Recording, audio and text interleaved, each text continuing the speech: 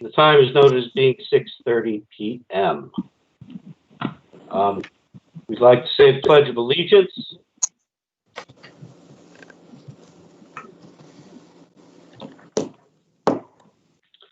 I pledge allegiance to the flag of the United States of America and to the republic for which it stands, one nation, under God, indivisible, with liberty and justice.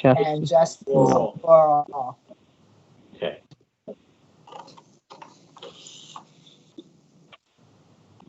Madam Secretary, would you please call the roll? Sure. Ms. Allen?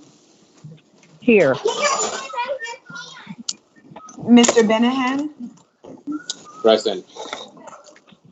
Mr. Hernan? Present. Mr. Sokolovic? Present. Mr. Lombard?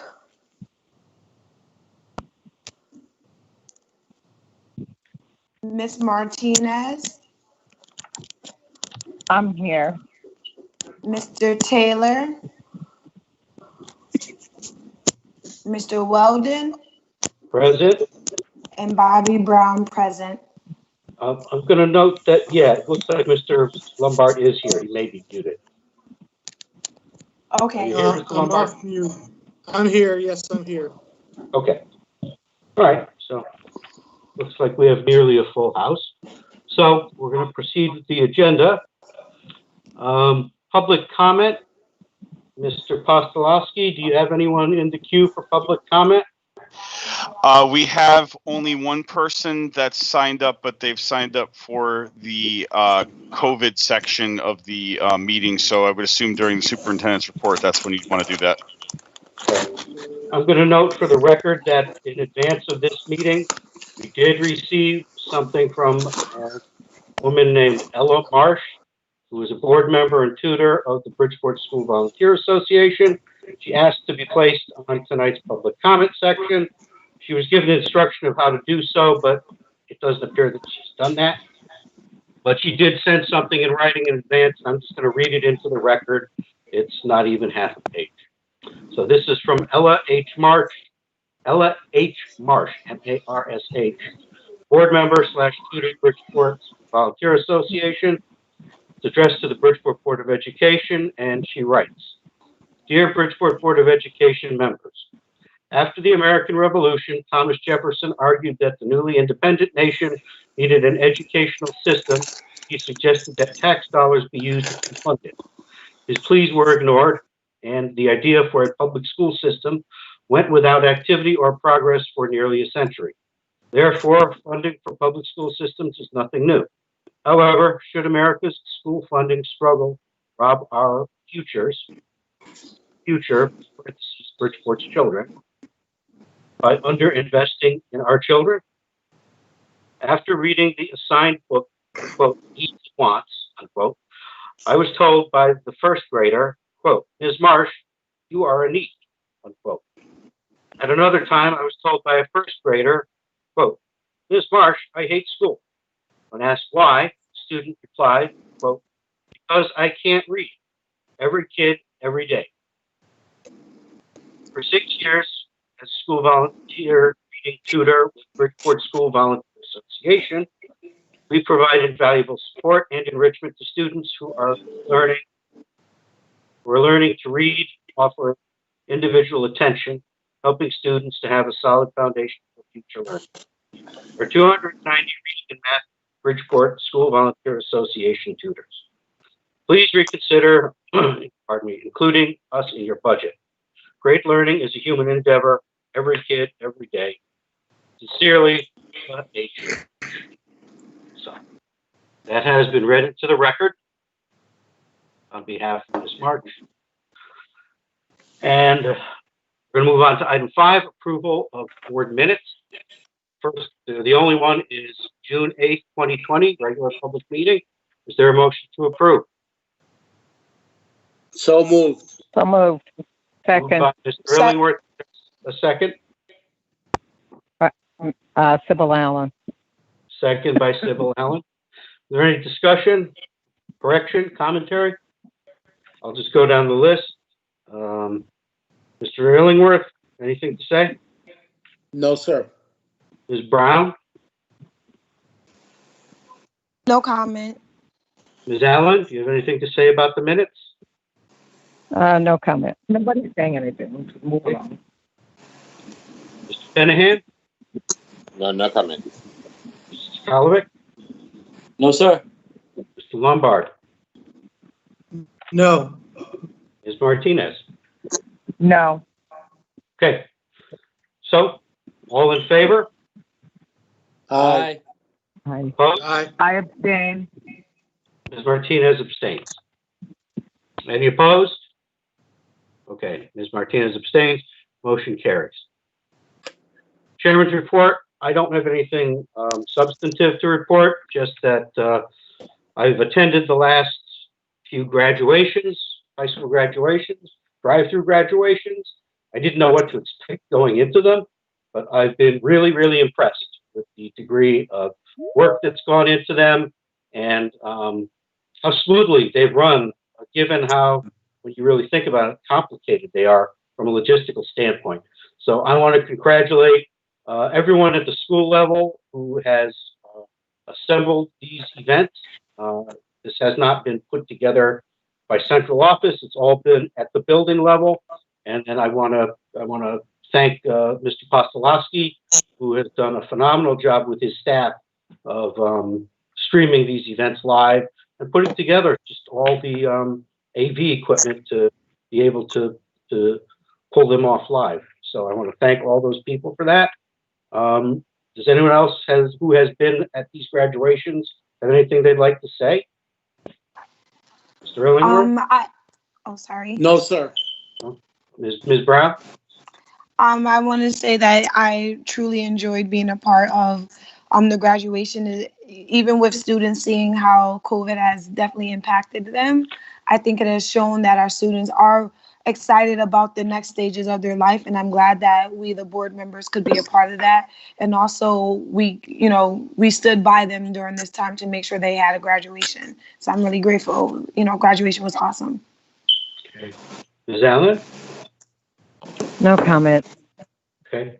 Mr. Benahan? Yes. As new board members, and I'm attend all the board graduation. It's amazing how the students enjoy so much the parade. In the car with the sign, with the balloons. The parents enjoy. They feel like a more attractive, they enjoy more that we supposed. Years before, and I know they do it inside. Everybody quiet, nobody can say nothing. But at this one, they enjoy. They have fun, and I'm very happy that everyone is, all the students, they're very happy. Okay. Mr. Kolovic?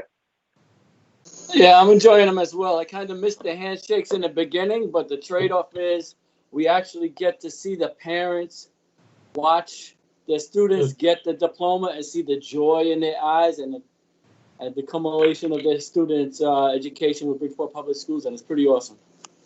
Okay. Mr. Lombard? No comment. Okay. Ms. Martinez? I unfortunately didn't make Harding and Vasek as I would have loved to, and I hear they were very, very exciting. But of course, I made it to Centros today, and as a former Hilltopper myself, it was beautiful, and I too was impressed at how the staff came together before and after for the students and for us. They were really accommodating and making sure we were hydrated. So I'm excited. I mean, these things aren't something we're used to or something we are prepared for, but I can tell you this, the joy from parents' face and being involved and just being able to see it and being involved at that level. I look forward to tomorrow and the rest of the graduations. It was definitely beautiful and a pleasure. Okay. Yes, tomorrow and Wednesday are the remaining two central graduations from 9:30 to 1. And then Thursday is Fairchild Wheeler, commences at 1 o'clock. And then Bridgeport Adult Ed graduation, I believe, is Monday the 29th at 6 o'clock at Central High School. So we're going to move on to committee reports and referrals. Facilities Committee, Mr. Illingworth, do you have anything to report? Nothing to report at this time. Are there any referrals for facilities? I've got a referral. Mrs. Kovic has a referral.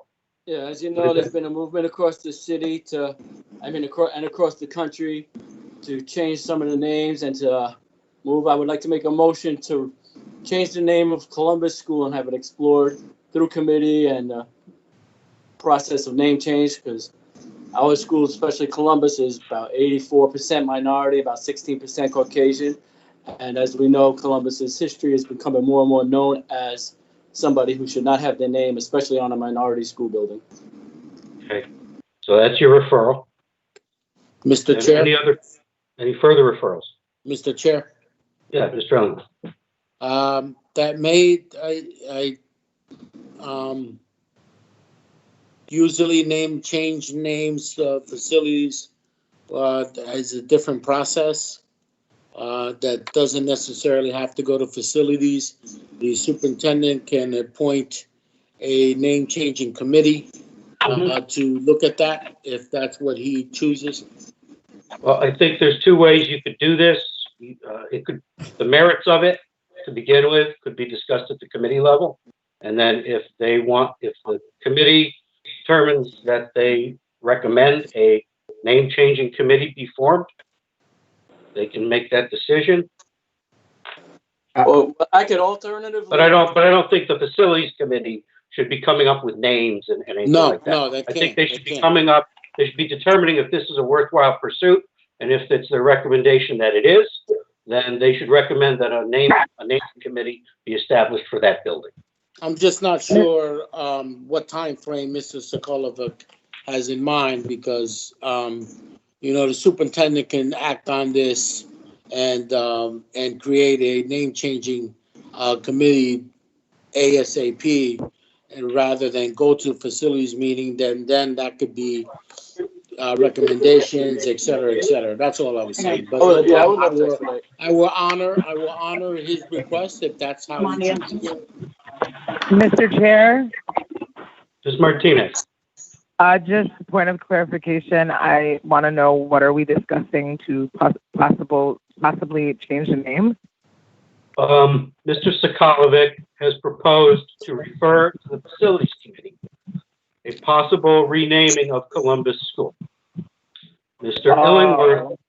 Illingworth is saying renamings are typically done through a naming committee or renaming. Of course.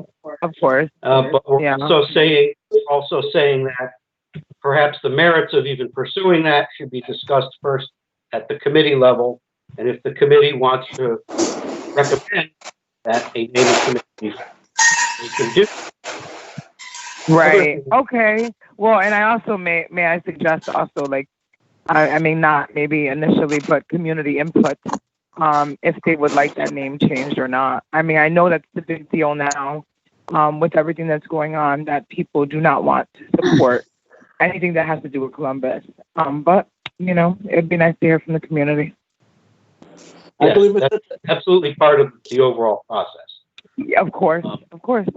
So, I mean, Mr. Testani, the other side of the coin was that Mr. Illingworth was saying that Mr. Testani could just establish a naming committee. I don't know if that's something you want to do, Mr. Testani, or if you'd like to have it vetted through the facilities committee first.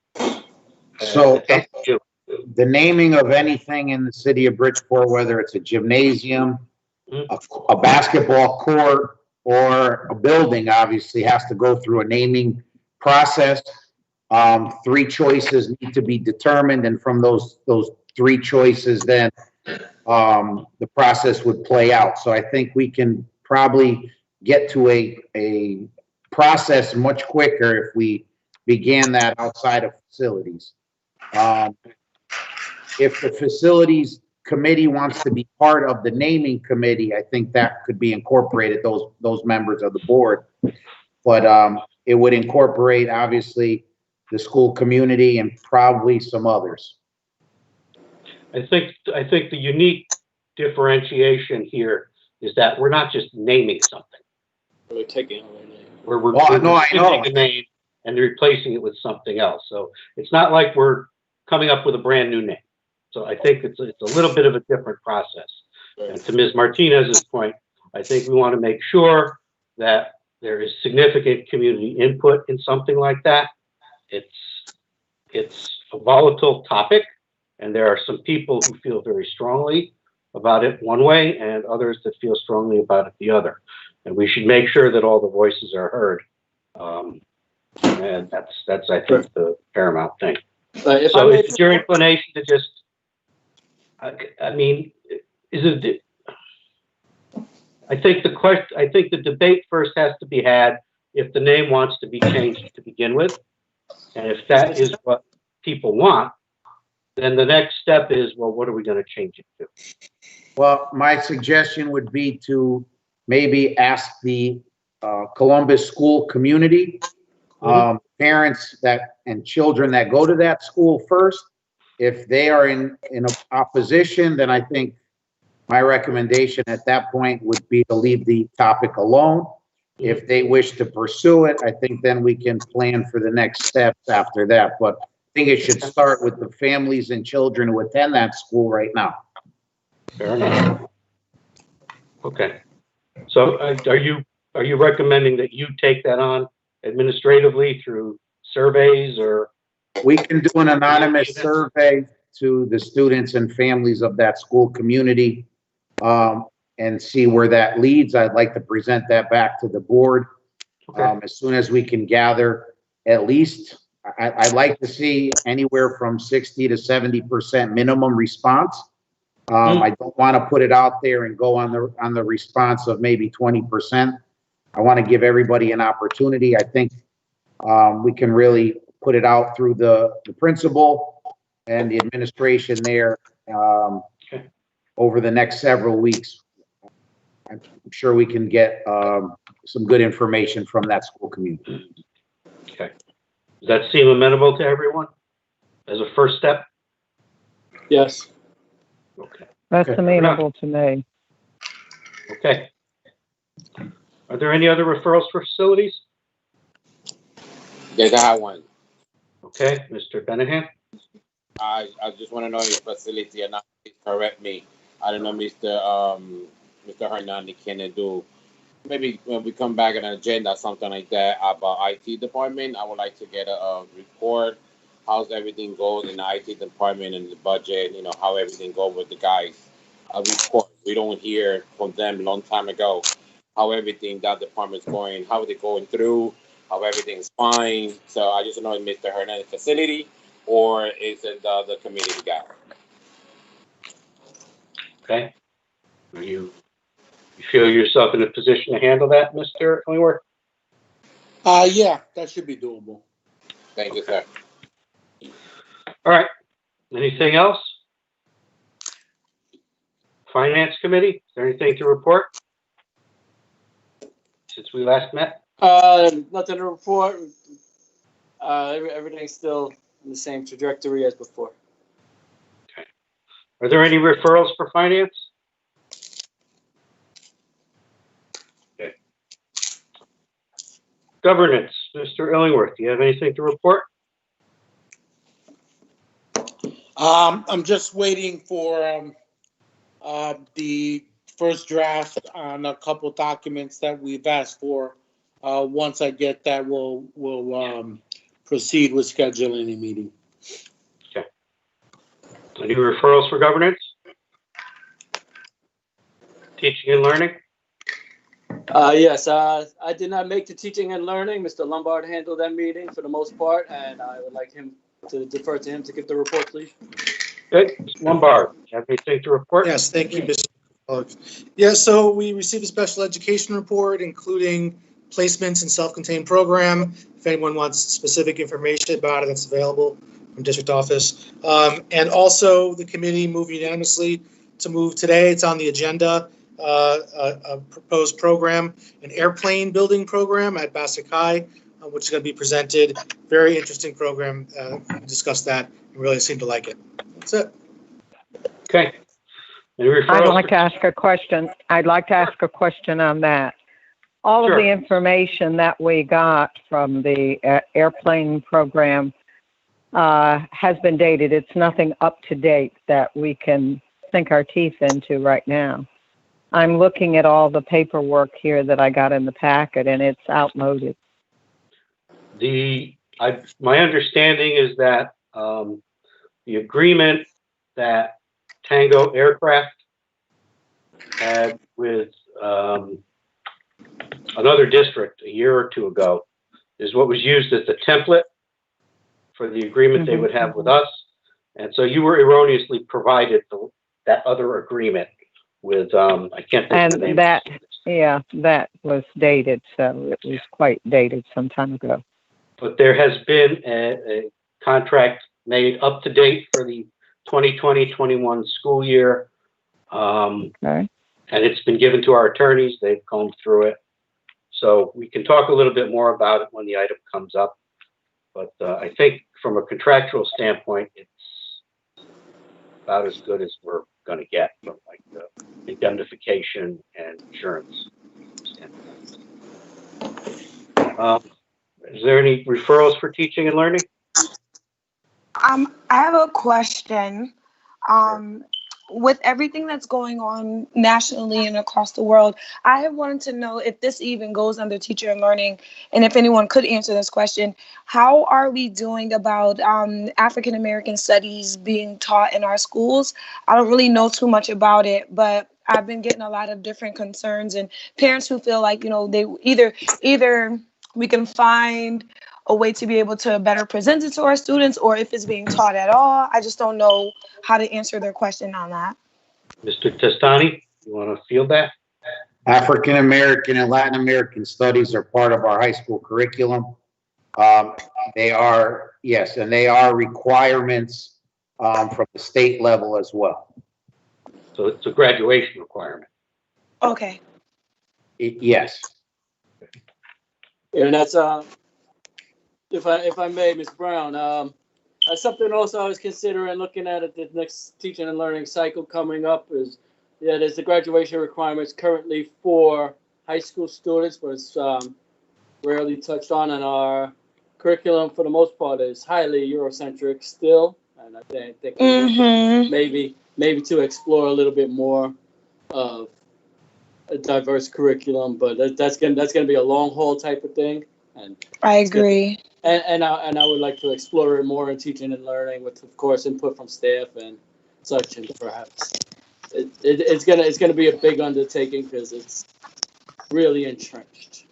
I mean, Columbus is still in the book for the most part as a hero, which is why this thing is going to be so controversial. And even looking at the name change is because you very rarely hear in a textbook till maybe even high school, unless it's changed, that Columbus actually kidnapped Indians and kidnapped Indians to bring them home on his voyages. That is still basically whitewashed, and it's going to be an interesting topic, and it's going to come up also in the white paper that's being presented about what our children need to be educated.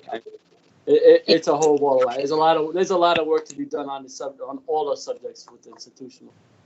Definitely. Reason why I brought it up is because, right now across the world, even just within our neighborhoods, a lot of the students are, feeling this sense of pride of knowing who they are. But I want to know how far of the curriculum really touches not just on slavery for African Americans or Latinos or whatever the case may be. Where does the curriculum reflect and highlights the more sides of it that give students a sense of pride in the educational system, because we're introducing a group of young people to what's happening across the world and expecting them to go to school and act like everything is okay. So I want to make sure that whatever curriculum that we do have, and I'm willing to look into it along with those that are involved, is see how we're highlighting it to bring some pride to our students who are African American or come from a different country, how we highlight that pride so they can walk around our schools feeling like they belong there and they have every right to be there. This is just a concern, and other parents have been asking, so I wanted to just make sure I brought it up. If I might, I can put it on the agenda as a cultural competency review of the agenda of the Bridgeport Public Schools curriculum, and have various departments present, I suppose. So, let's back up a minute. Do you want to refer something of this nature to teaching and learning, Ms. Brown? Yes. I didn't know the process of how to do it, but I guess yes. Because alternately, and I was about to say this, kind of like what I think what Mr. Sokolovic's about to talk about. Most of us here saw and approved the curriculum for these studies that was approved. I want to say it was a year and a half ago. Does that sound right, Mr. Skolovic? Yes. And so we saw the text, and there was a presentation given on what they cover and the like. So if this is something that's meaningful to you, Ms. Brown, what we could do is just have a special meeting where that is the sole topic, and the people responsible for this curriculum can perhaps give a presentation. They can re-give the slideshow and the presentation that was given a year and a half ago. You can take a look at the textbooks that were selected and approved, and then everybody will kind of get an understanding, and at the very least, for those of us who were around at the time, kind of a refreshment of what it is that is being deployed curriculum-wise in these areas. Is that something you'd be interested in? Yeah, sure. I didn't even know that was a thing, so that's why I'm definitely down.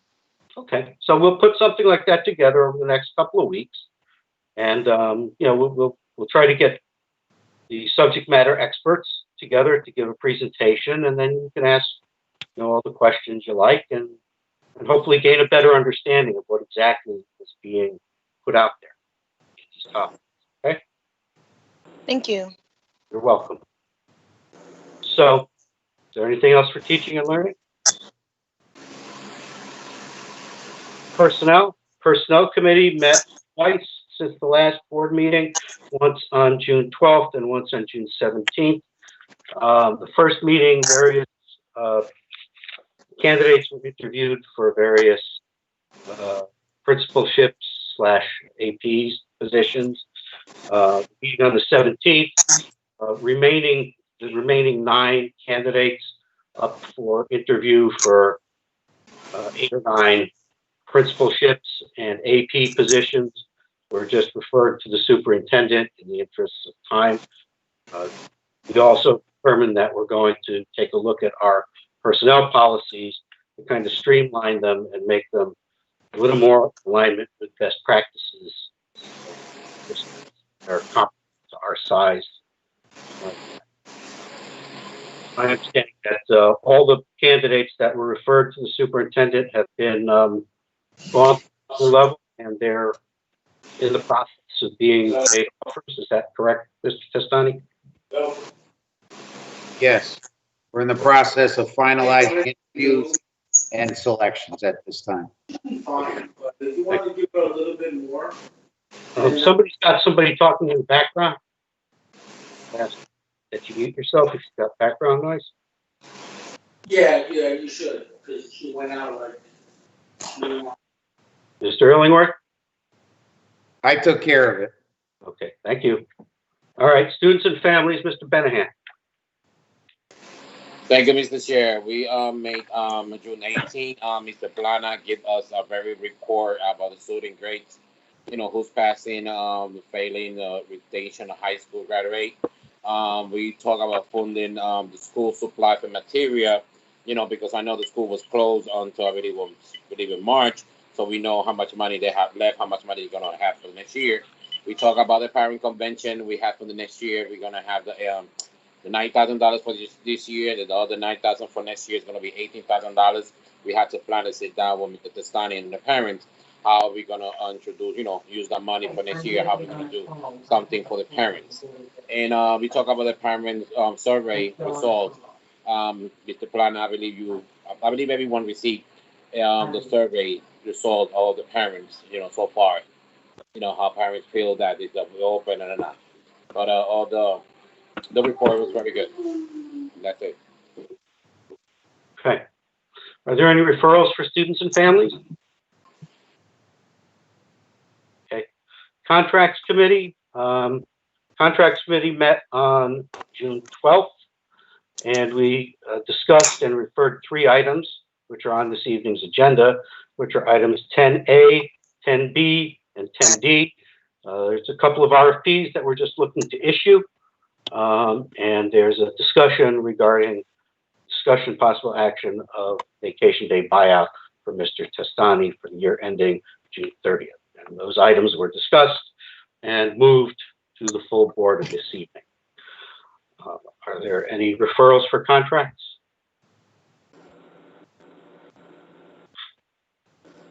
Okay. Next on the agenda is ad hoc committee, Great City Schools Males of Color. The predominant item under that is 1, presentation of the Males of Color white paper. Mr. Sokolov. And I'm gonna toss that over to Dr. Jenkins through you, Mr. Testani. Yes, Dr. Jenkins is with us tonight to discuss and present the progress of the white paper. Okay, Dr. Jenkins. Good evening. I was wondering if someone could share the white paper, or should I share my screen? I don't know what the protocol is. Could you please, I prefer the screen share so everybody can see it in the public. It would be great. Okay. Hang on, it looks like Mr. Benahan, do you have your hand up?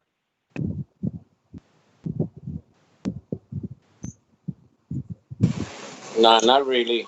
I'm sorry for that. I see 2 hands up next to your name, so, okay. I'll allow it. Thank you. Sorry. Okay, okay. Yes, I believe you have a PowerPoint presentation, Dr. Jenkins? Yes. Did you want to share your screen with that? Okay, can you see it? Yes. Yes. Okay.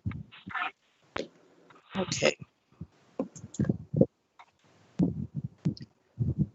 This presentation represents the work of the ad hoc committee for the Males of Color.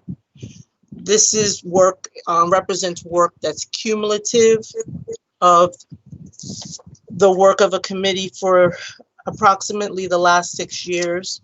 The committee members include currently Mr. Sokolovic, Board of Education member, Sauda Baraka, former Board of Education member, who was actually on the board when the pledge from the Council of Great City Schools was adopted by the Board of Education. Terry Walden, Eric Alisea, Natasha Noel, several of Joanne Kennedy, Dr. Carmen McPherson, Dr. Sheila Kearney, John Ramos III, John Brockenberry, Ruben Martin, Ricardo Avalo, and myself, Melissa Jenkins. The presentation represents one of the final drafts of the white paper, which you've received a copy of.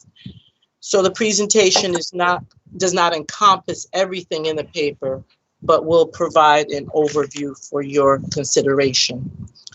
The white paper is sectioned off into 5 parts. There's an introduction, an overview of the systemic challenges facing males of color in our district, societal and educational setting for males of color, voices from the community, and a call to action.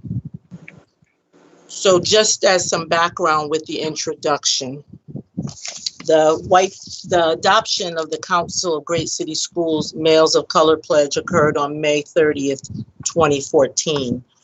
I believe a copy of that pledge was included in your Board of Education packet. After that pledge was adopted, an ad hoc committee was formed to assess, research, and understand and propose solution to males of color exodus from school and disengagement with schools. Ibram Kendi, in his book, How to Be an Anti-Racist, written in 2019, stated that the word racism is not equivalent to a slur. It's descriptive, and the only way to undo racism is to consistently identify it, describe it, and dismantle it. So the paper strives to identify and describe the racism, challenges, and plight of men of color to advance justice and equity for all children, because it's in the identification and description of the injustice that creates action. If all children's lives matter, then we take up the mantle for all children when we assure the male of color life matters. Systemic challenges for males of color. In this section, it will be a brief overview of data for males of color. And I would like to qualify that the data includes males of color who have identified with the racial background of either Black or Hispanic. The pledge from the Council of Great City Schools states that it's about African American males and Hispanic males. So the data you will see includes both African American and Hispanic males. The white paper doesn't seek to compare the males of color achievement to anything other than the standard of excellence that's been created for all children. So there's no comparison to white children. The males of color performance will be examined to understand the wedge between their current performance and the levels of excellence available to them. That level of excellence that's needed for males of color to thrive academically, socially, emotionally, and civically. So the data on this slide represents 4 years of results for the Smarter Balance assessment. It's a summary of data for students in grades or males of color in grades 3 through 8 for ELA and mathematics.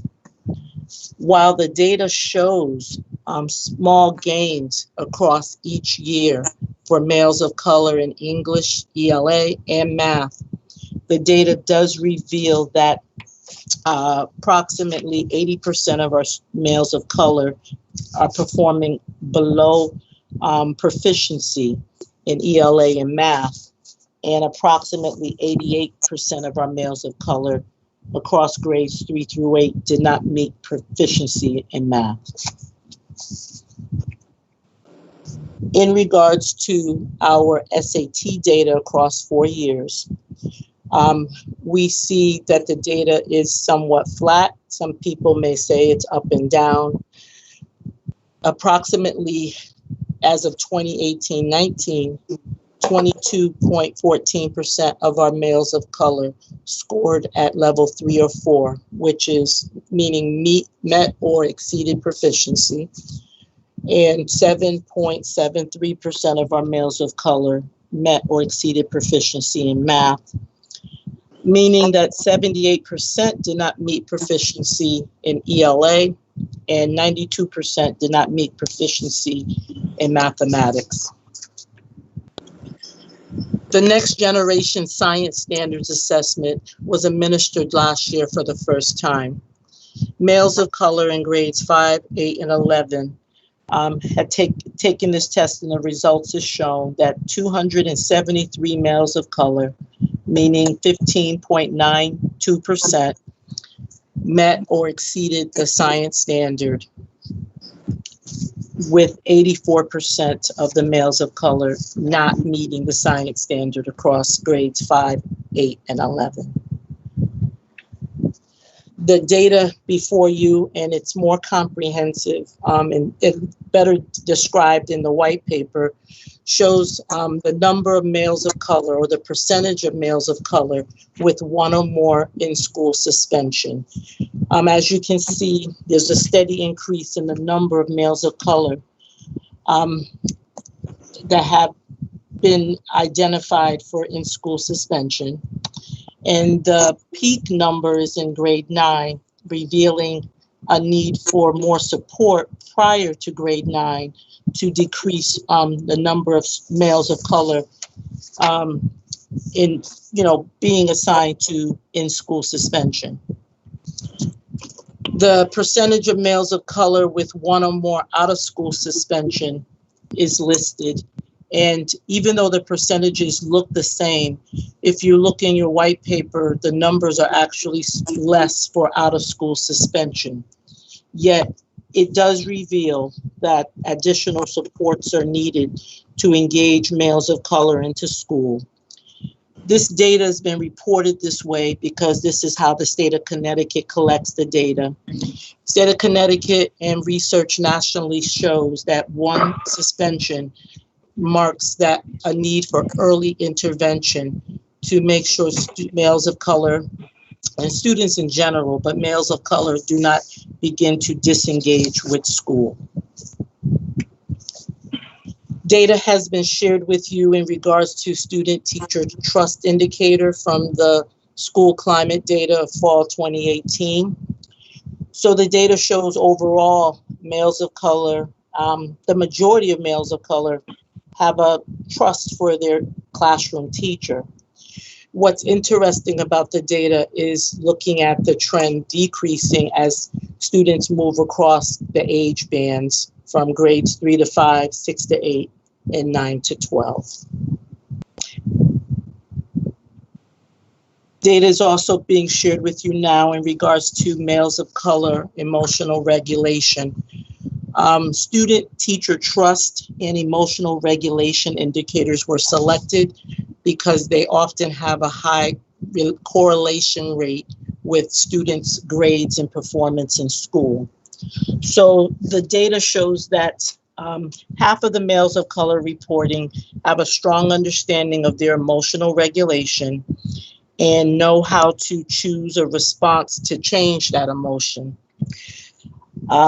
Emotional regulation is something that's being taught through our SEL program. And as you can see, it does get slightly better as they get up into high school, grades 9 through 12. The data that I've shared with you is just a brief snapshot of the males of color performance.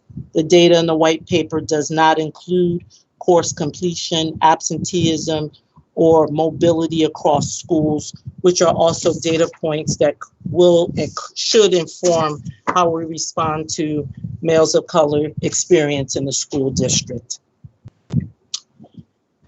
This section of the white paper is a summary of some of the literature around societal and educational challenges, the setting that presents challenges to males of color. The next section will address the concepts of white supremacy, institutional racism, equity, the court case of CRUMPTON versus CHOMP and CRUMPTON versus the Board of Education, SHEFF versus O'Neill, and the concept of magnet schools. This section is important because a theologian I heard recently say, A.R. Bernard, if you do not understand yesterday, you'll be confused about today, and repeat the past tomorrow. In regards to white supremacy and institutional racism, white supremacy is referred to as a political or socioeconomic system in which white people enjoy a structural advantage over other ethnic groups. An example of this in the paper has been described as the way the system is built. It can often limit people such as males of color and their families who do not have a similar background, so not having access to that structural system. In regards to institutional racism, it usually begins with personal bias or institutional bias. For example, males of color in one school may not be treated the same as males of color in another school. So those institutional biases can affect how males of color navigate the system. In regards to equity, the National Equity Project recommends eliminating inequitable practices and establishing practices that tap into the unique gifts, talents, and interests of every every child. In regards to this paper, it would be males of color. And to no longer allow identity, race, culture, economic, or any other social factor, including gender, to limit their success. In regards to the CRUMPTON versus CHOMP and the BOE, this court case began because of inequities within the district back in 1979. There weren't many teachers of color working in the district, so the district began to hire teachers of color. When there was a fiscal challenge, those same teachers of color were the first to be laid off because they were the last to be hired. The district had to settle the case. They were not able to win it, but all the teachers of color were hired back. This is one of the reasons many committee members are advocates of hiring teachers of color, because it was in that 1975-79 era that white flight occurred in the city, and children in the district did not have teachers that looked like them. So the committee is very passionate about this case because they still believe that the school system should have employees that represent how the children they serve look. They should be a resemblance.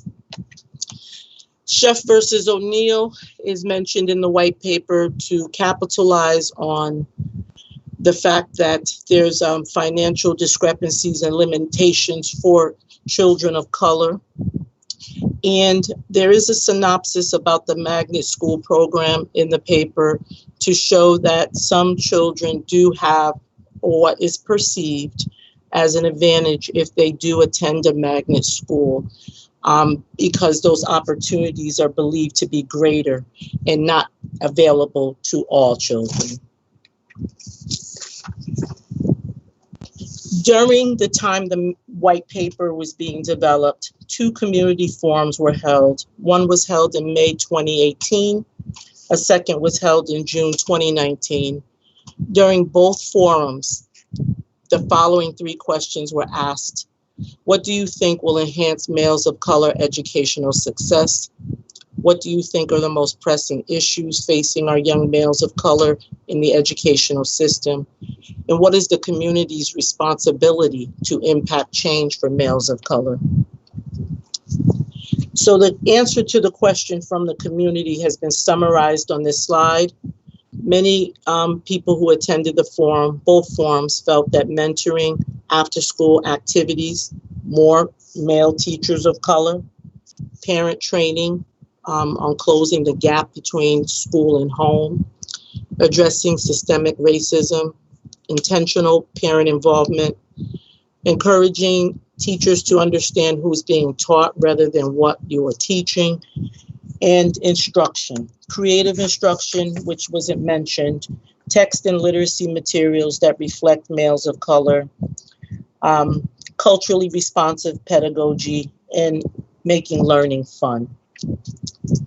The pressing issues around facing young male of color, early start care, high quality child care and preschool, males of color performance on high stakes testing, high administrator and teacher turnover, suspensions, over-identification in special education, adverse childhood experiences, reflection of males of color in content, and a pedagogy of self. Making sure we have support systems in place where authority figures talk with children and not at children. And what the community's responsibility to supporting change for males of color, parent outreach, greater or more consistent influence, be more involved with the youth. There was a mention of community policing, community partnership, sharing of human capital, and creation of community schools where schools are open on Saturdays. And I will be wrapping up after this section, a call to action. The committee is presenting the following call to action: to lead with intentionality and heart. The committee would like the board to consider mentoring and an equity audit to support males of color. With mentoring, a formal mentoring program has the power to equip males of color with the assets needed to navigate the socio-political context of schooling in settings outside of the formal education. Data shows that boys and young men of color, regardless of socioeconomic background, are disproportionately at risk, and a strength-based approach to mentoring can positively impact males of color life whose context and societal perceptions and experiences may be quite different than other youth. Mentoring can create relationships that can capitalize on their strengths and the strengths of their community and families.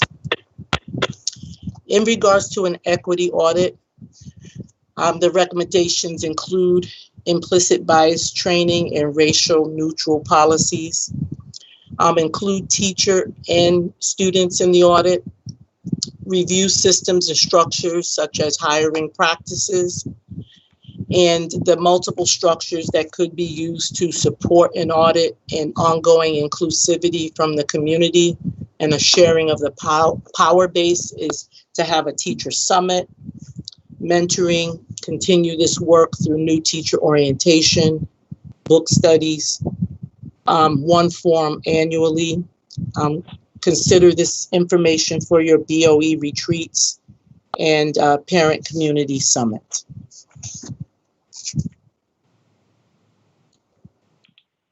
Okay. So I'm just noticing that Mr. Rogers has his hand up. I don't know if that's intentional, but if it is, I wanted to acknowledge him. Did you have something you wanted to ask?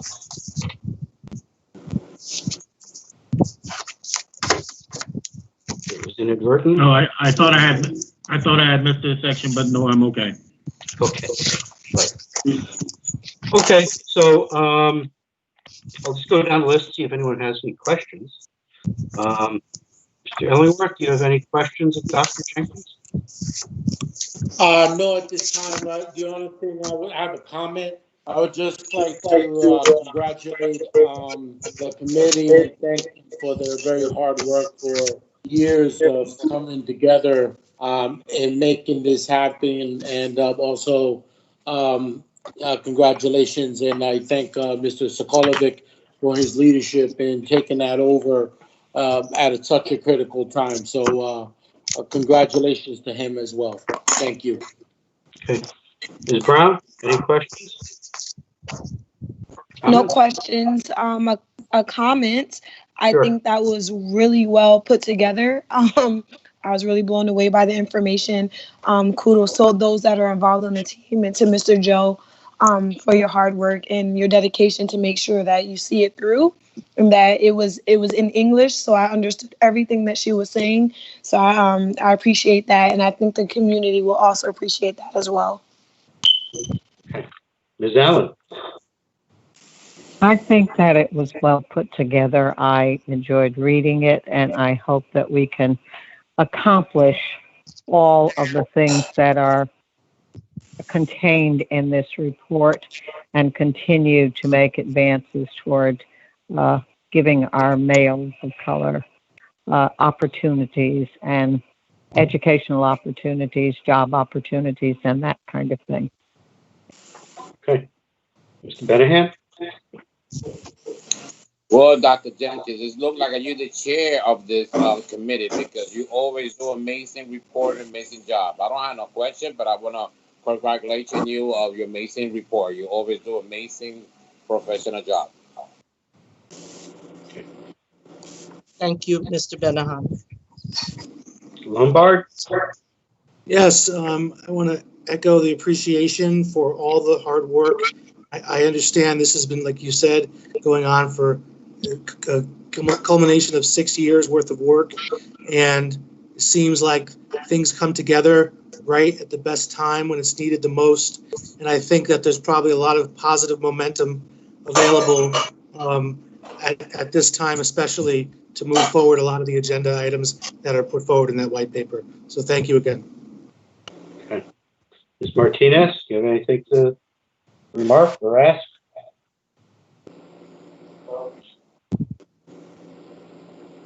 Martinez?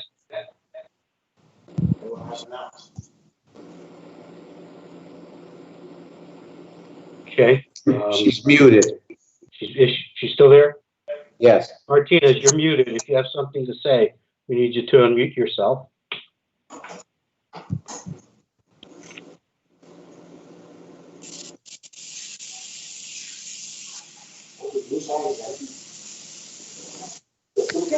Miss Martinez, if you want to unmute, it's *6 on your phone, just so you know.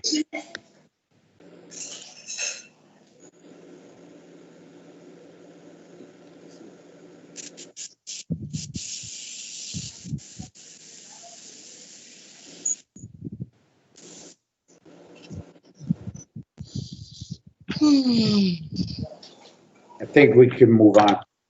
Okay. Yeah, I'm just gonna remark that, yeah, this has taken a long time, and I know that it's been contentious at times, and it's been frustrating with people feeling like it's not moving forward fast enough. But I think we can all see now and appreciate there is a phenomenal degree of work gone into this, and contributions by a lot of different people. So this nature doesn't come to fruition overnight. And I commend all the people, Mrs. Skolovic, for taking up this charge, pushing it forward, Dr. Jenkins, for your participation at the staff level, for doing administrative work, and all the other people who participated on this committee at various points in time, and then attended meetings and debated these things, researched these things. It's quite an undertaking, and I think we should be very proud of all the work that everyone has contributed to this effort. Mr. Chair? Are you here now? I've been there. For some reason, *6 was not working. Okay. And I really. Go ahead. Oh, yeah. No. I'm just excited that it's finally put together. It's been many, many years coming, and so many of my friends and Mr. Sokolovic and I don't know if Sana saw this project through as well, but so many of you guys were really hardworking, and I'm excited. I'm excited about it finally being completed and something to present. Just a quick question: is this was the PowerPoint presentation emailed to the board members? I believe it's in the board package that you can access online. Okay. Yes, I don't have the access right now, but I will get it. So I just want to make sure I have it. We can arrange for a hard copy to be sent to you if that's easier. That would be wonderful. I'll if you take note of that and make arrangements for that, that would be appreciated. We can get a hard copy delivered at graduation this week. So, after all that, I'm going to go to Mrs. Skolovic, your committee. Is there anything further that you think needs to occur? Oh, yes, most definitely. First, I would like to thank Dr. Jenkins, especially Dr. Jenkins, because she's done a majority of this work with three different titles, including this, and she's been great. And also Dr. McPherson has been quite helpful, and all our volunteers and all our members who've been working on this throughout time. And I would just like to use some of the comments as a pivot point. I would like to thank everybody for their kind words, and the white paper may be completed, but the work has just begun. This has given us a starting point to see what needs to be done going forward in the future. One of the first things I think that needs to be done is this needs to be presented to the Council of Great City Schools for publication on their website, and as well as the committee, while an ad hoc committee, I think it needs to be somewhat evolve at some point into something else that could look at all these things through an equity lens. And these are not going to be easy conversations. Change is never easy. It's never easy. When you hear institutional racism and discrimination, we like to think we're not a part of it. But when it becomes focus of white supremacy, and me as a Caucasian, the first thing I do when I hear about white supremacy or I may have some bias issues is I close up. But we got to get past those barriers. We got to get past the barriers within ourselves as a board. We can't change the world, but we can change ourselves, and through us, we can change our city and move forward and repair some of the inequities in our little part of the world. Thank you, everybody, for your patience, your kindness, and your help. Mr. Chair, through you. Yes, Mr. Testani.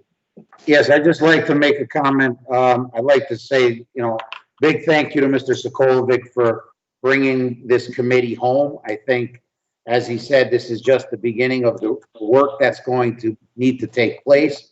But he did take this on, and I saw the passion and the commitment he had to making sure that this paper got completed.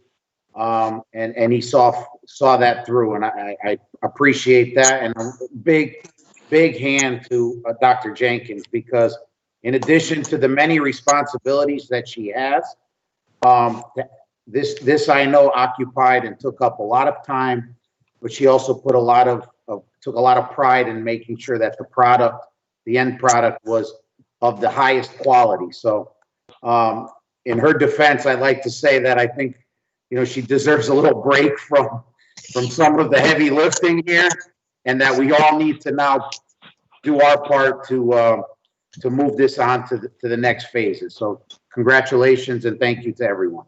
I was going to ask Dr. Jenkins, is this white paper completed or is it still in some form of draft? Mr. Weldon, it is still in a draft. It has to be edited for final copy. If you want it submitted to the Council of Great City Schools, I have reached out to a friend who would help me edit.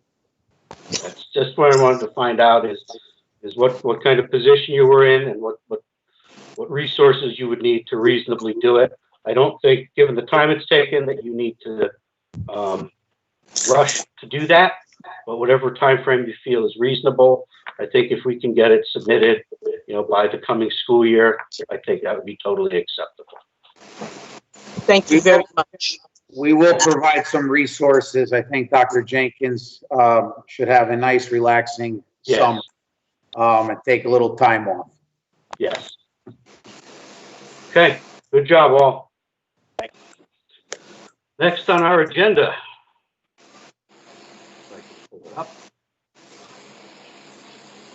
Next on our agenda. Superintendent's report, which for the last few meetings, we've split into two areas. One is his general operational report, and the second is a public Q&A regarding district operations during COVID-19. Mr. Postolowski, do you have people who have signed up for that still? Yes, we do. We're getting her back on the phone right now in just one moment. Okay. Okay, so while you do that, I'm going to ask Mr. Testani for his general report. Well, first and foremost, I'd like to echo what was mentioned earlier. We have completed, BMA and Harding on Friday graduations. They went extremely well. Bassick was on Thursday to kick off the events. Today, we completed Central Magnet, and we will complete Central in the next couple of days, and then culminate the events with Fairchild Wheeler on Thursday. But I'd just like to congratulate all the graduates and all the families. They've been amazing, the amount of pride and joy that on everyone's face as they receive their diplomas. Again, echo the sentiments earlier the staff put together in this very difficult time, some tremendous events. A lot of the feedback I've heard is that going forward that we should probably think about some sort of hybrid of the old graduation and what we're experiencing this last few days, and really make it a little more interactive and less of the formal type ceremonies that we're historically been used to. So I'm interested to get some student input and some staff input on how we can move forward in the future to really make these events kind of a hybrid of what we've been doing the last few days, I think that would be great. I don't mind doing it over several days as we've been, and putting in the time, the extra time, if it's for the enjoyment and the interaction with families. I think it's just so much nicer. Just to give a brief COVID update, we ended the school year on Wednesday the 17th. We provided opportunities to come pick up all personal belongings and medications and things of that nature for families and students. I think pretty much everyone came back and received and picked up what they needed to, dropped off what they needed to. Overall, I believe Bridgeport Public Schools and the Bridgeport Public School community did an outstanding job in rallying around our students and families during this COVID pandemic. We have been, as many know, been meeting in subcommittees of the task force to try to plan reopening in the fall. We do not have any definitives right now. We are waiting for guidance from the governor's office and State Department of Education as it relates to what guidelines and what measures will be needed in order to open up school in the fall and what that will look like. There are indications that we are moving in the direction of opening school. I cannot give any definitives right now. I know many parents are anxious to know what school and staff. I mean, it's been a question I probably am asked 10 times a day from folks. What's school going to look like in the fall? I cannot give any definitive answers at this point. But I do know that if we are opened in the fall, if parents will not have the option of homeschooling is one thing that's separate and much different than distance learning. I'm not sure what the distance learning option, if any, will be, but it's way too early in the process right now to start giving out definitives to the public. But we are working. Committees have met at least 2 times each committee. They're gathering information. They're gathering data. We are receiving data on a daily basis from the Department of Health here in Bridgeport, and that does reflect statewide data as well. I can tell you everything is looking very good here in the state of Connecticut. We have the lowest positive test rate in the world, not only the country, the world. Out of all the folks tested here in the state of Connecticut, less than 2% have tested positive. So we are doing exceptionally well. And as the time goes by, in the next few weeks, I'm hoping that we're in an even more advantageous position come late August. So that's where we're at. I know if there was a question, if I could answer it, I'd like to. Again, if it's related to what specifically will school look like in the fall, I'm going to have to defer and wait until more information is known, hopefully in the coming weeks. Okay, Mr. Postolowski, brought that person in. We're we've connected the person in. We're going to patch her through right now. One moment.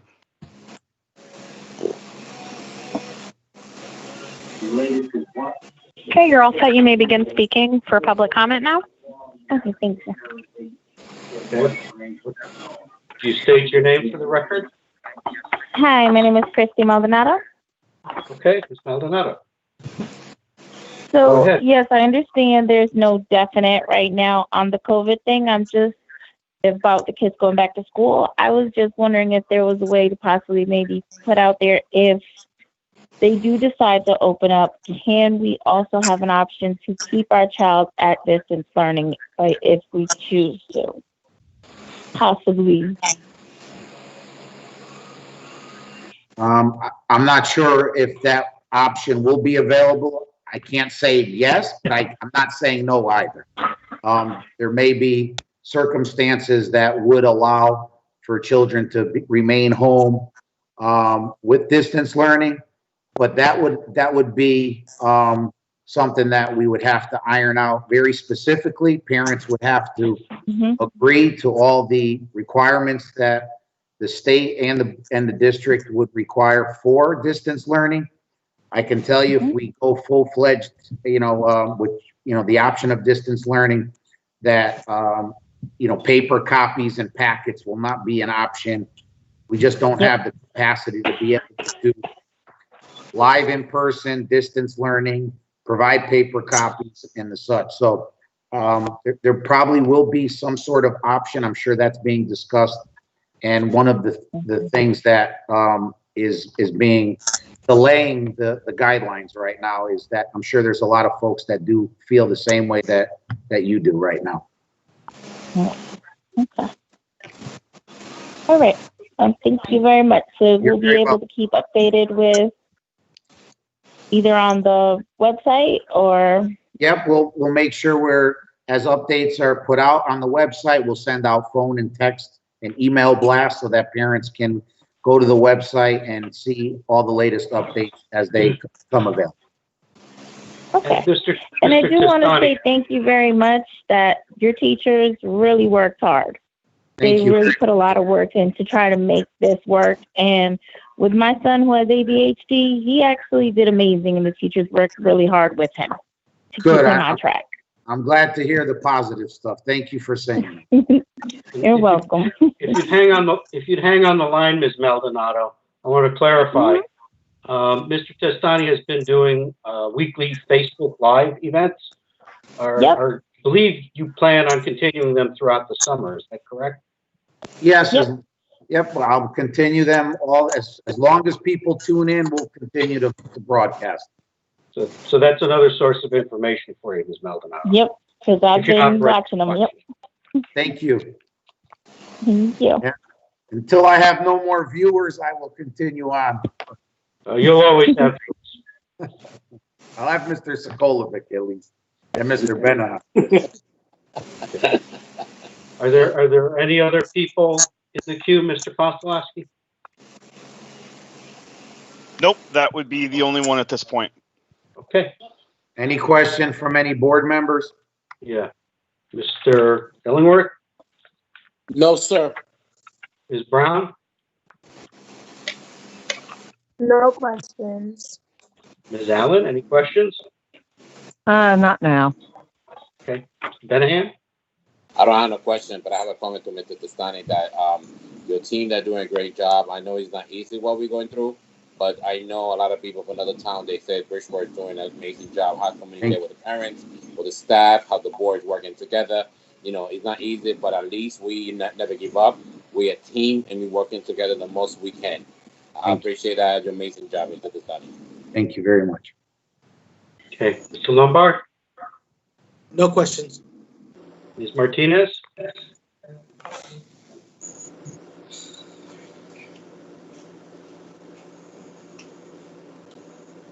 Ms. Martinez? No questions.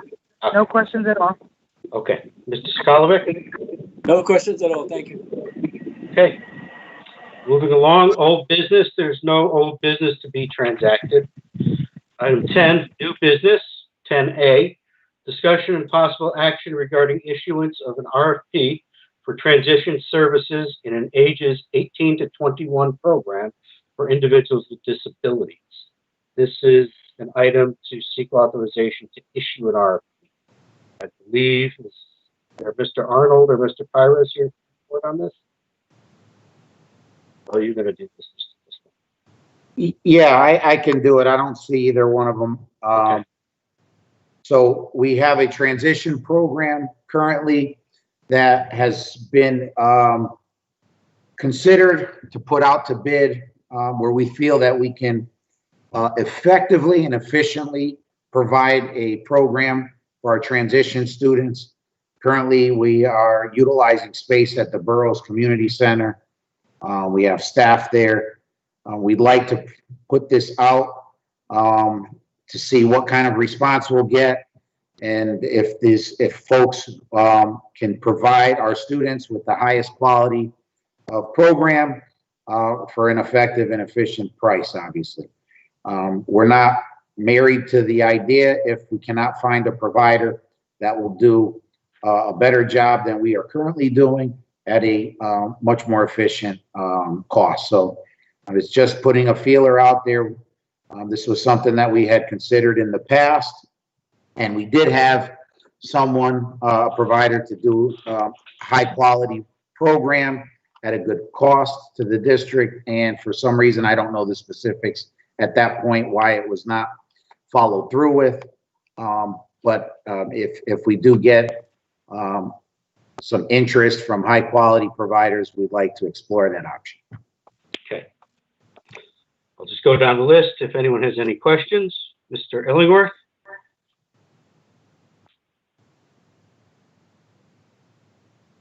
Mr. Illingworth.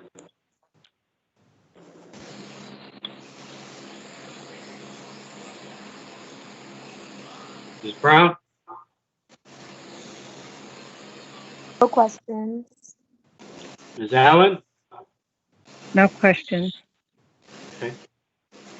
Ms. Benahan. No question, sir. Mr. Lombard. No questions. Ms. Martinez. Is this, wait, I'm missing this. I thought you already called me.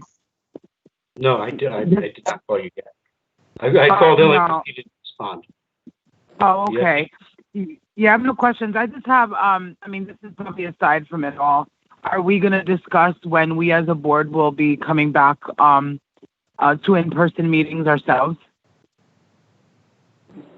We can do that. I mean, we can have that discussion after this meeting is over, but this particular agenda item is about issuing an RFP. So do you have a question about the RFP? No, I don't. I already answered that. Yeah, no, I don't. Mr. Illingworth, we called you earlier. I don't know if you're still there or if you're muted.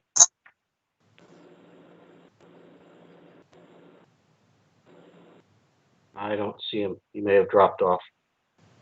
Okay. Mr. Skolovic, any questions? No questions, thank you.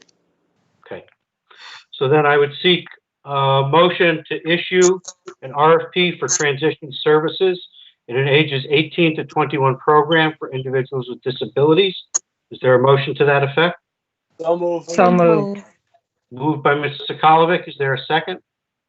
Second. Second by Ms. Martinez. Any further discussion? All in favor? Aye. Any opposed? Any abstention? Okay. Discussion and possible action regarding participation in a joint Bridgeport Board of Education and City of Bridgeport RFP for Medicare supplement and Medicare prescription contracts. There's someone here to make that presentation. Yes, Mr. Rogers is still here to participate, and we also have Christine Walsh-Mitchell, our retired payroll and benefits director. And, you know, we never got to acknowledge, obviously, because of the COVID, but big congratulations to all Christine Walsh-Mitchell's service to the Bridgeport Board of Education. She'll be missed. No disrespect to Mr. Rogers. We love having him on board. But Miss Walsh-Mitchell obviously dedicated many, many years to the Bridgeport Public Schools. So noted. So who's Okay, I just wanted to bring up the RFP situation here. We have a joint RFP that historically has been presented by the city, where we share common medical benefits as well as prescription. What we're looking to do is to have this approved by the board, the new upcoming RFP for this year, and we're currently presenting it to you right now. I think in the last call, you guys were looking for some administrative costs that were associated with the RFP. Let's see here. For the Anthem Blue Cross medical costs in regards to percentage of cost of what between the city and Board of Ed, the Board of Ed's administrative cost makes up 44% of the overall cost for the plan. Let's see.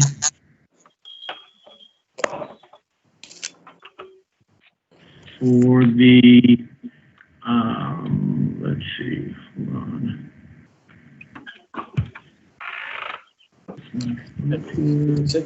For the Express Scripts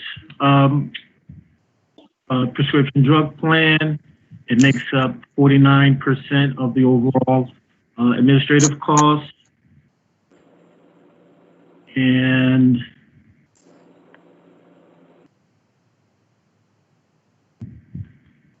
for the Beacon prescription drug plan administrative cost, it comes to 44% of the overall administrative cost for the entire plan. And for the total cost for the Medicare and prescription plans, the Board of Ed makes up 47% of all administrative costs for the RFP. So to clarify, we only pay for what portion of these plans are directly attributable to us, correct? 47% of the plan of all costs is Board of Ed costs, and we only pay for our particular costs. Okay. All right. Do you have anything else to say, Mr. Rogers? No, I do not. Okay. I'm going to go down the line, see if anyone has any questions. Mr. Illingworth, do you have any questions? Okay.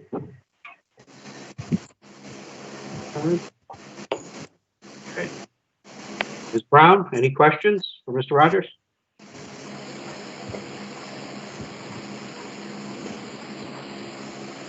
Brown?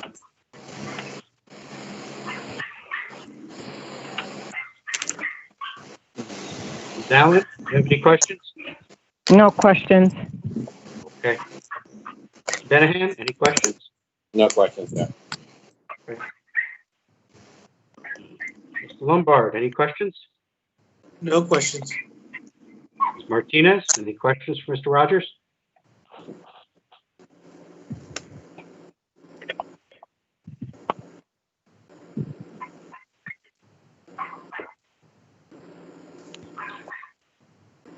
We'll circle back around. Mr. Skolovic, any questions? No, Mr. Rogers answered the questions I have, and it seems like it's pretty reasonable. Mr. Illingworth, I don't know if he's there. Illingworth? Ms. Martinez, do you have any questions?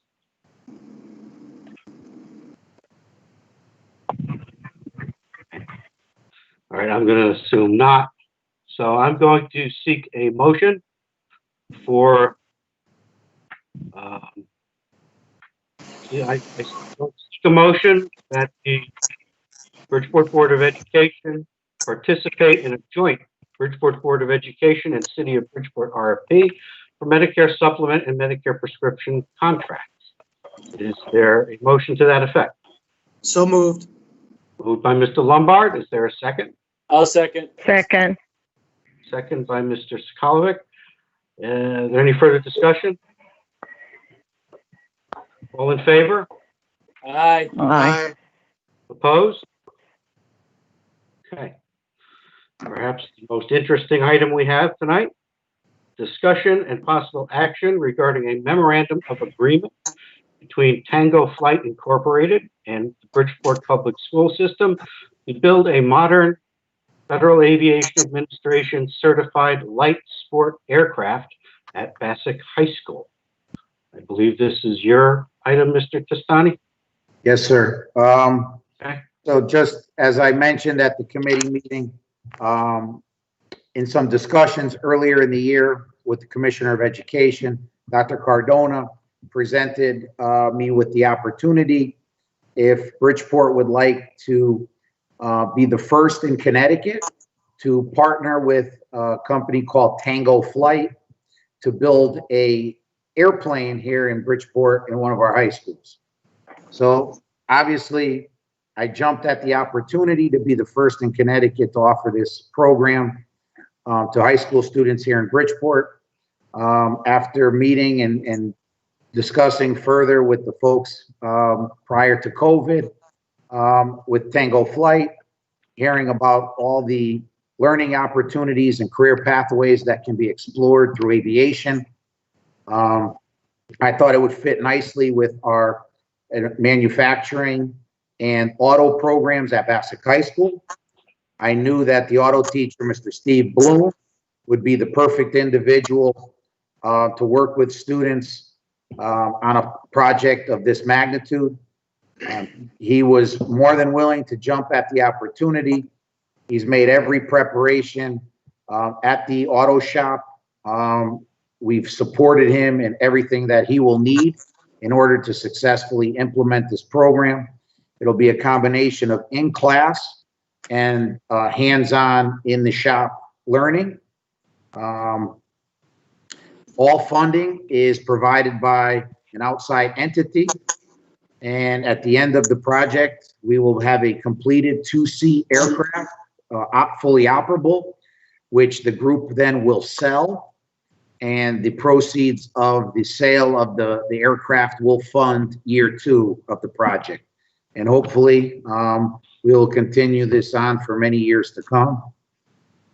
It's an amazing opportunity. The State Department of Education for Connecticut State Department of Ed and the commissioner are really proud and happy that we took on this endeavor. And I think the kids at Bassick High School will love this project. And once word spreads, kids are going to be beating down the doors to get involved in a class like this. I'm so excited for it. Once it's done, I offer any of the board members who'd like to take a trip up in the plane the opportunity to do so. Okay. All right. So I'm going to go down the list, see if anyone has any questions. Mr. Illingworth, do you have any questions about this?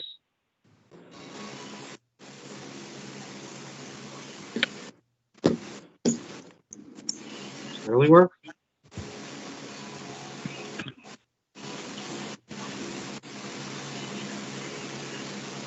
Avatar, but No, sir, I'm sorry. Okay.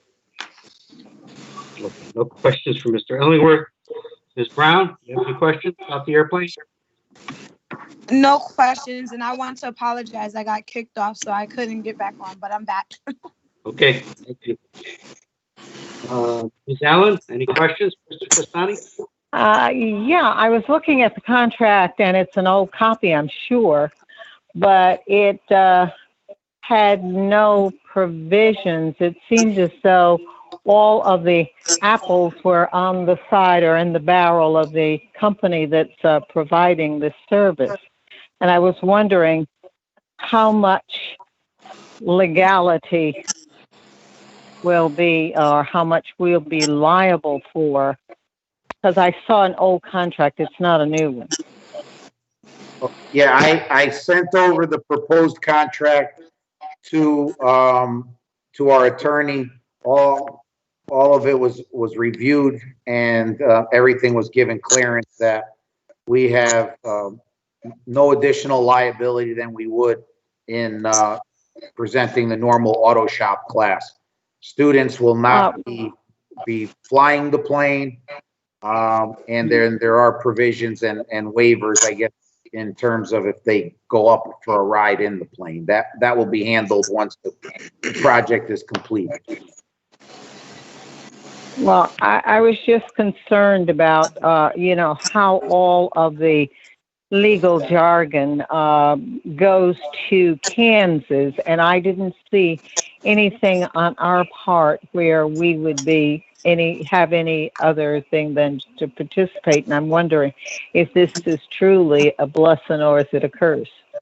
I think you were erroneously provided with as a sample, a copy of a contract that Tango had with another school district in Kansas. That was used as the basis to make a contract for us. Very good. And I was wondering about that. Okay, thank you for the clarification on that. Okay. Benahan.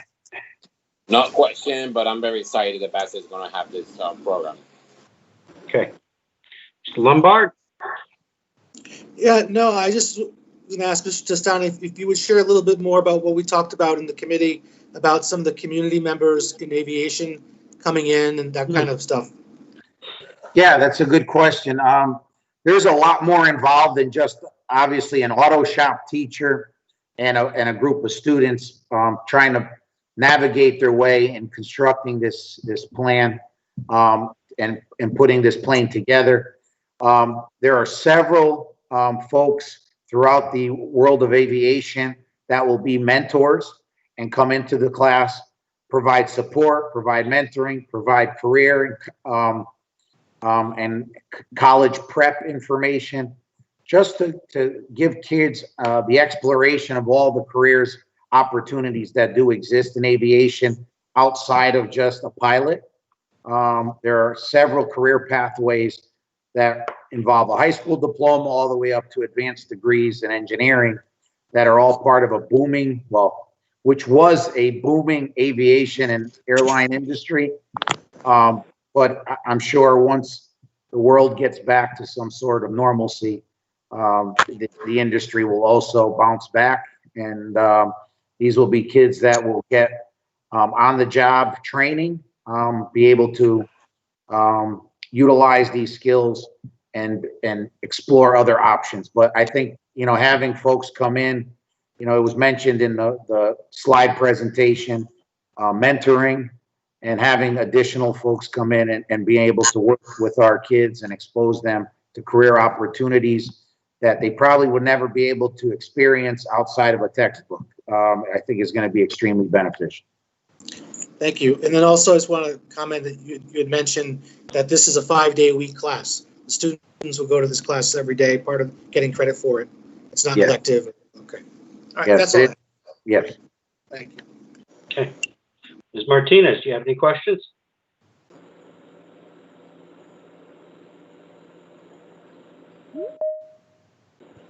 Ms. Martinez? I'm going to let her back. She's coming back in. She was disconnected somehow.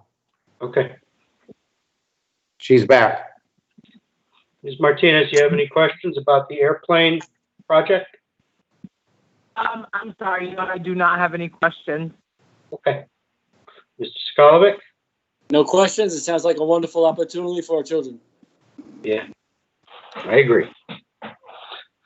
So on that note, I'm going to seek a motion to enter into a memorandum of agreement with Tango Flight Incorporated to build a modern FAA certified light sport aircraft at Bassick High School, as presented by staff.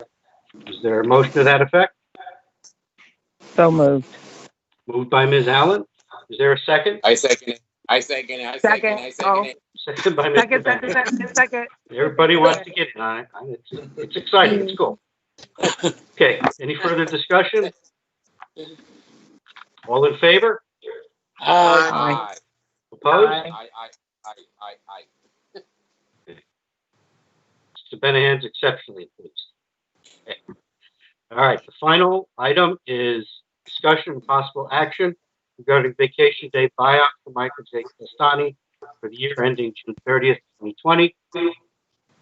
Mr. Testani brought this item to me and brought it through the contracts committee, discussed it a little, and now committee agreed that it should come to the full board. So I'm going to yield the floor to you and let you get into what you initially proposed. Thank you. I'm just respectfully asking, after given the year, contractually, I have 25 vacation days for this year that as part of the acting superintendent contract. And I was able, obviously, during the winter break in December, during the Christmas holiday, take 5 days of vacation. Normally, April would be the next 5 days that would be an opportunity, and then time once graduation was completed in June. For obvious reasons with COVID, April and June have been very hard for me to take any time away. So as this contract comes to an end in 8 days, I just respectfully ask to be compensated for some of the time, whatever the board feels is appropriate. Not asking for the whole 20 days. So moved. Well, we have to decide what we're going to give him. Oh, okay. So give it all to so him. we've got He deserves basically it. we've got basically 5 working days that Mr. Testani could potentially take off his vacation. A couple of them, 3 of them are going to be consumed with graduations. So I'm just going to ask Mr. Testani, is there any, is it realistic that you would be able to take any days off between now and the end of the year? Yeah, I could. Yeah, I mean, I could take off Friday and Monday of, well, no, Monday we have graduation in the evening. I mean, I could take the daytime off and come in the evening for the adult ed graduation. I would never miss that. And then on the 30th, the last day of the contract. So those are realistic. I mean, whether I come in for any portion of the day that's my decision. But on paper, I would take those 3 days. All right. So if you take 3 days on your own, that leaves 17 days from this that otherwise would evaporate. Correct. Does anyone have any thoughts on how many days might be fair to do this? Yeah, yes, I do. First of all, I want to concur with Ms. Allen. I think this has been extremely exceptional, rare situation, obviously, that Mr. Testani has risen high above the occasion and done so well.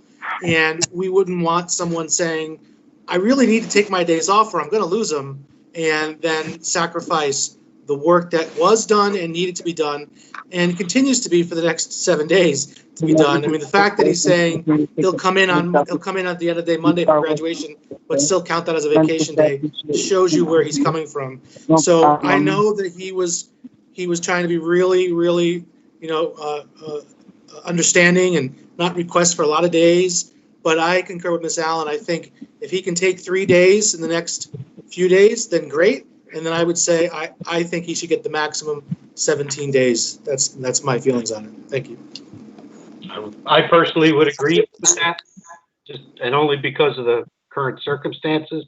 But there was just no way this Mr. Testani was ever going to be able to take these days. I'll open it up to Mr. Ellsworth, do you have any thoughts on this? Have that power. Ms. Martinez, if you mute yourself. Mr. Illingworth?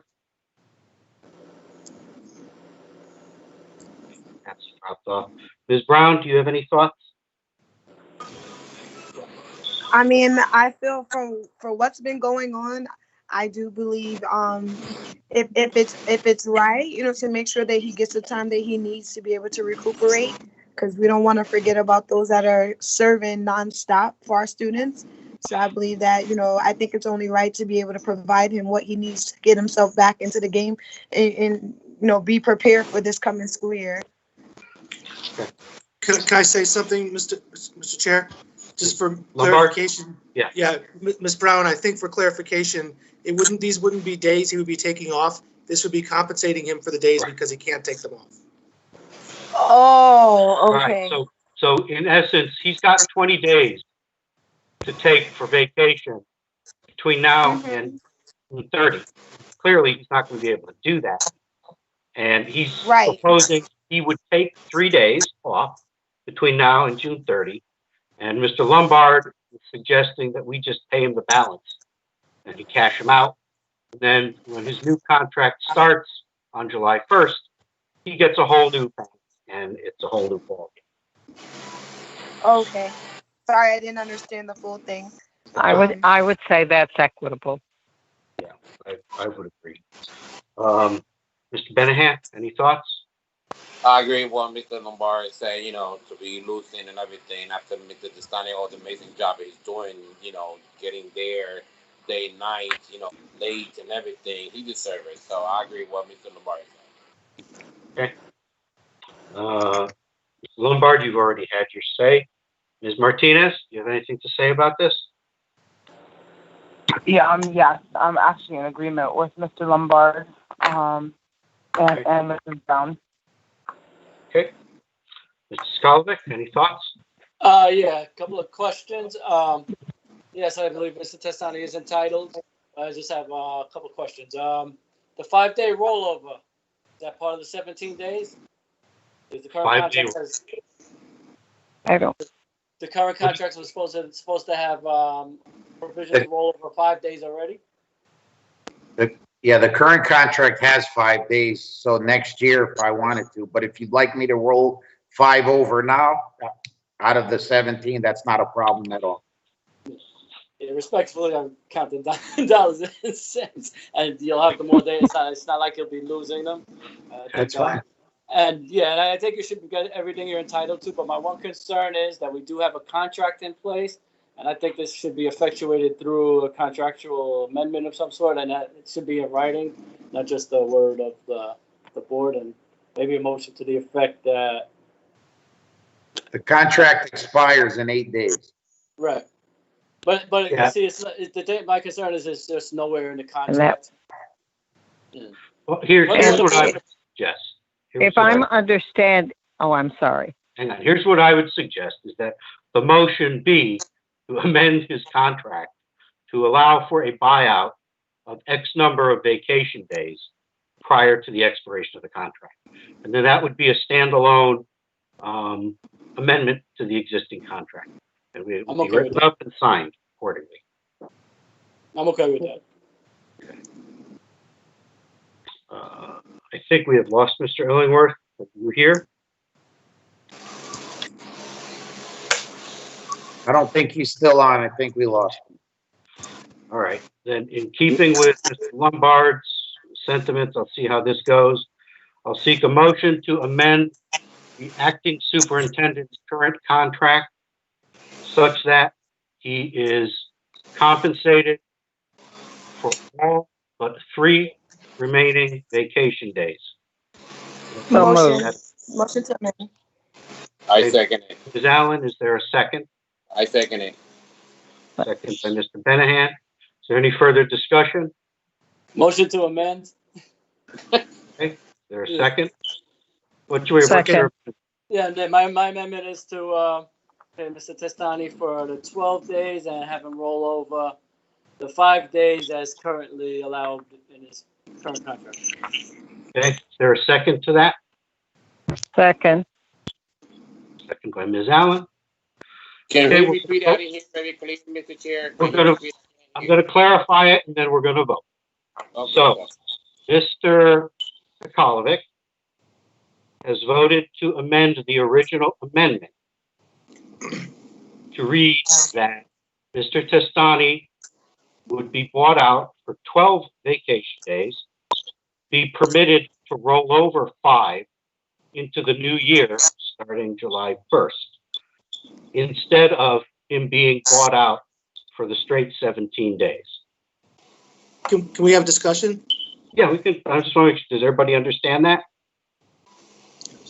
So instead of just buying out 17 days, we buy out 12, and 5 would carry over to his new year on top of his new allotment, and he would have to use all those days next year.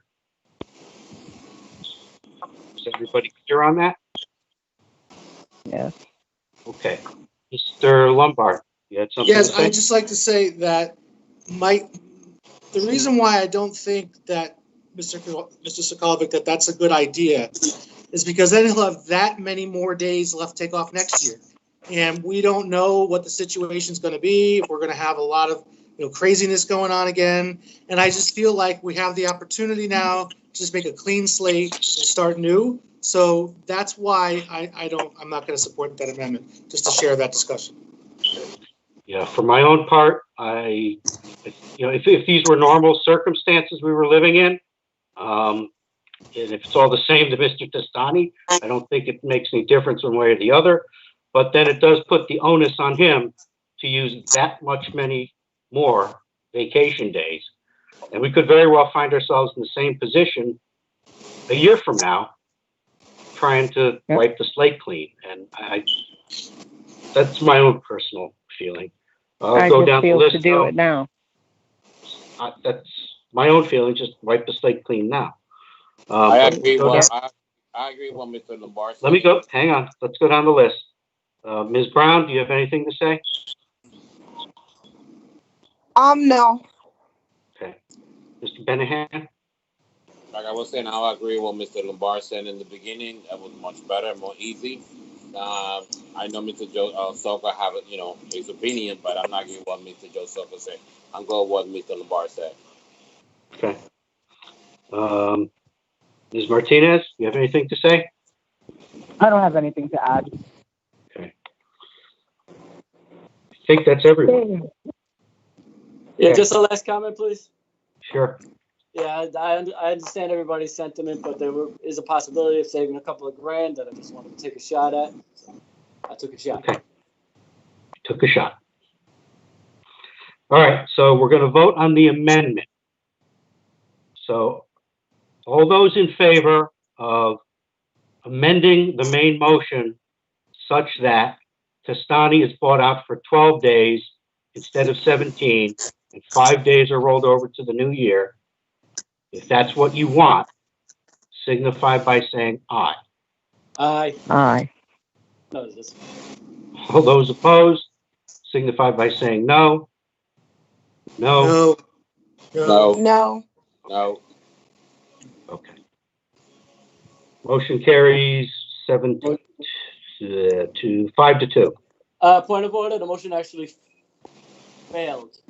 And That motion failed. Now we have to vote on the original motion. That's what I'm saying. I mean, that motion failed. Right. Now the To main vote motion. 5 to 2.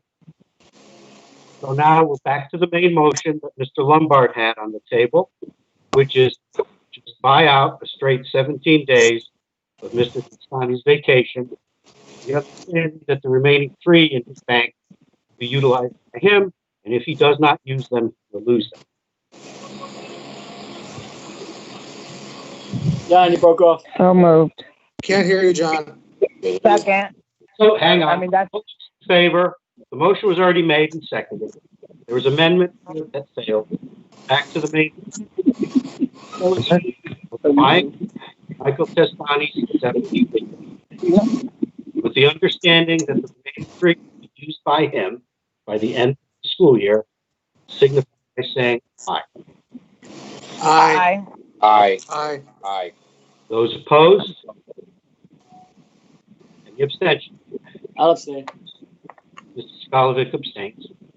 So Mr. Testani's contract will be amended to provide for this buyout, and that's that. So, Ms. Martinez made a query about meeting in public. I was actually discussing that with Mr. Testani earlier today. Can you provide Mr. Testani guidance about when groups are going to be permitted to eat large quantities?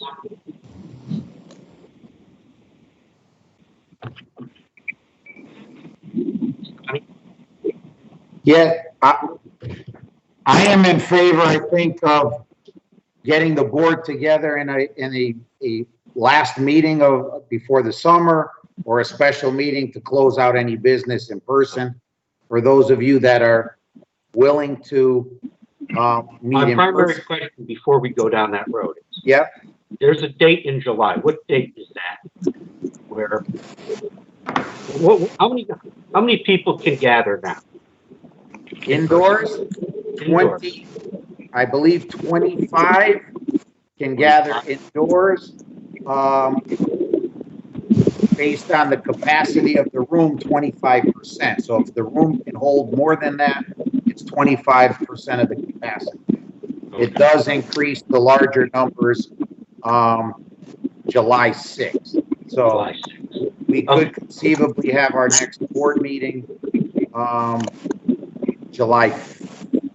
in July. Well, we don't have any more scheduled meetings until the end of August. Right. So we can have a special anytime between now and then. Correct. And I'm just going to ask what people's thoughts are. Are people comfortable gathering indoors? And keeping in mind that this would be a public meeting, so we would have to try to account for a certain number of people from the public to be present. So if the current number is 25, we make up 9, Sani 10, a couple of other staff members.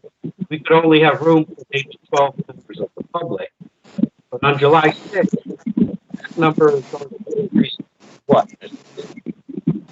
Well, 25%, I got to give you the exact number. My suggestion would be that if any members of the public would like to attend, they would have to reserve a space ahead of time. Sure. And once we got to capacity, no more reservations would be taken. We could have somebody on site that would take everyone's temperature upon arriving. A mask would have to be worn, and we would provide hand sanitizer as well. So all precautions and health and safety measures. I think it would be a great way to finish out this school year. Well, what I would say is, if everyone's agreeable to it, we're going to have to come together. There's going to be some business items coming in the first half of July. We can have a special meeting after July 6th when numbers open up, if all of us are agreeable to it. Another question I have, though, is if there's anyone who isn't agreeable to it, could they still participate from home if they wanted? Yeah, I don't see why we would not be able to have them participate on Teams. Okay. Okay. So that's what I would suggest for everyone. We have our next meeting. Mr. Sokolovic has his hand raised. When the numbers expand. And we observe some of these protocols Mr. Sani has suggested. People reserve, and people can still want. I think that would be fine. Mr. Sokolovic has his hand raised. Mr. Sokolovic, you have a question? Thank you, Mr. Testani. I would also like to suggest, since we'll be taking reservations and it's conceivable that we may have to turn people away due to spacing requirements, that we also live stream the meeting as currently allowed under the foyer. That's what I mean. So don't run afoul of anything. Yeah, that's what I mean. If we exceed the number of people, then we default everyone else to the call-in like we normally do, like we've been doing here. My suggestion is that if we start to receive several reservations, that we move the meeting from aquaculture to Geraldine Johnson, and we would have a larger space we would make sure we mark the seating on the benches. And we would take all precautions that would suffice the health department. Okay. So. Sounds good to me. Does that sound good to everyone? Yes, I'm ready to meet in person. Anyone have any reservations? No reservations. I'm okay with that. Okay. Ms. So that's what we'll do. Our next special meeting, we'll have it at a place post July 6th when allowable numbers increase, and we'll conduct it the way we've just talked about, where people call in and reserve, and if we exceed the number of people that are allowed in the building, then they'll be referred to the call-in number or the live stream. I just want to hear if Miss Allen would be acceptable to participate. What are your thoughts on this, Ms. Allen? Yeah, I would be. Okay. Okay. Yeah. All right. So that's what we'll do then. Okay. Unless there's anything further, I'll seek a motion to adjourn. Motion to adjourn. Moved by Ms. Brown. Is there a second? Second. Second. Second by Mr. Benahan. All in favor? Aye. Opposed? Okay. You're adjourned. God Thank bless you. you all. Have a good night. Thank you, Mr. Testani. Thank you, everyone. Thank you. Thank See you, you Chair. tomorrow.